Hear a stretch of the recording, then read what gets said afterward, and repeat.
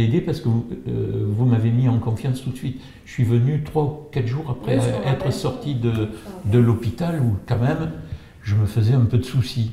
Et puis j'ai compris, vous avez trouvé les mots qui allaient pour me mettre en confiance. Voilà.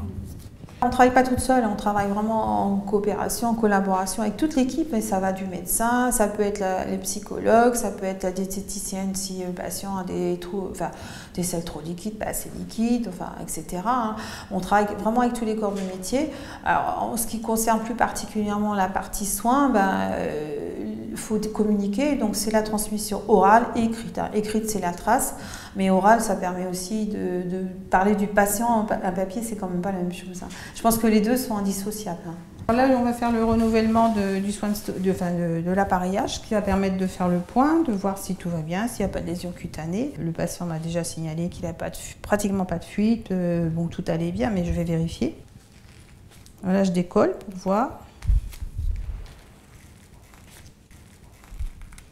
La peau a l'air très bien. Il faut que je nettoie d'abord quand même. En général, ce patient vient 2 fois par an, donc tous les 6 mois, à la fois pour faire un contrôle et son renouvellement d'ordonnance. Moi, ce que j'aime, c'est la relation avec le patient et le suivi. C'est des patients qu'on suit longtemps, tant qu'ils ont leur stomie. Alors certains, ils l'ont à vie, donc on va les suivre tout le temps. Voilà, tout va bien. Oui, effectivement, c'est difficile. On voit des situations difficiles, voire tragiques. On voit des patients décédés, des patients des fois qu'on a suivis longtemps. On voit aussi des situations, des gens très jeunes, des vraies détresses psychologiques. Donc c'est dur, on est des êtres humains avant tout.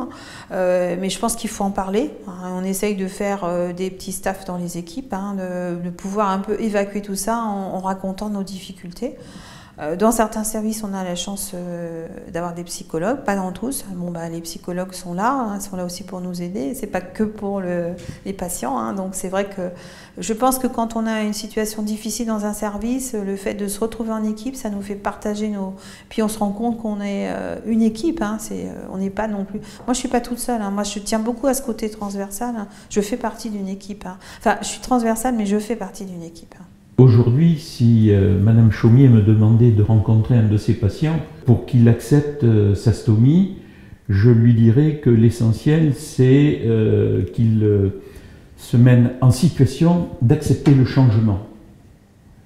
Notre vie, elle est faite de situations qui changent. Et là, c'est une situation importante, mais pas majeure. Parce qu'on respire, on mange, on vit. Donc, ce que je lui dirais, aie confiance. T'es pas mort. T'es pas mort, et si tu sais accepter, eh bien, tu pourras vivre à peu près normal. Enfin, tu vivras normalement à 95%. Voilà.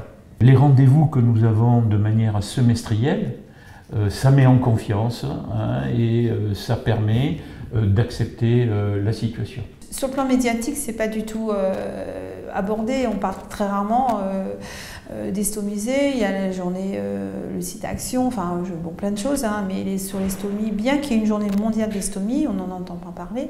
Parce que ça touche quand même à un sujet tabou. Dès que c'est des selles et des urines, on n'aime pas en parler. On commence à avoir un petit renversement de situation. Je ne sais pas si certains d'entre vous l'ont vu, mais on a vu des jeunes femmes stomisées qui posent en maillot de bain.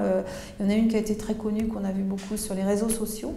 Donc qui aide un peu à faire parler de ça. Il y a certains acteurs quand même qui disent que, acteurs, ou du moins personnages publics. C'est bon.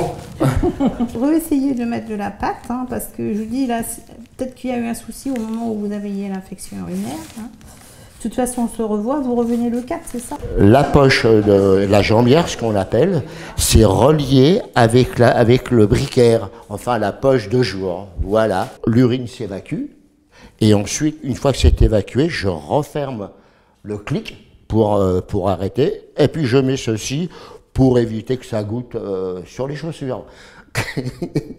Moi, je m'y suis adapté, mais pour le moment, je m'y adapte moins, étant donné que j'ai des fuites. Alors, j'y pense. Alors, c'est quand même un petit handicap. Mais sans ça, on vit normalement. Et moi, au début, je prenais... Ah mince, c'est vrai, je peux plus le faire avec le sexe, voilà le mot. Et c'est vrai que c'est handicapant. Voilà, c'est ça. On a l'impression qu'on a toujours envie. à d'aller uriner. Ben, comme j'ai plus de sphincter, vous savez ce que c'est que le sphincter? C'est le muscle. Hein. Obligatoirement, je ne peux plus me retenir, alors ça s'en va tout seul. Bon, voilà. Il y a que la nuit, bon, j'ai une poche de nuit, qui fait 2 litres, quand même. Bon, il y a que là, vous ne voulez pas. Hein, c'est le tout petit avantage, si je peux dire. Voilà. C'est vrai que parfois, quand j'étais infirmière longtemps en service, c'est un peu frustrant. On a des patients lourds, donc des fois on va s'occuper longtemps. Et puis le jour où ils partent, on ne les revoit plus, on ne sait pas ce qui se passe, on ne sait pas s'ils vont bien, pas bien. Et là, c'est vraiment, on a une vraie relation qui se construit avec les patients. Hein. Donc ce suivi, et puis tout cet accompagnement, c'est vraiment ça qui me plaît.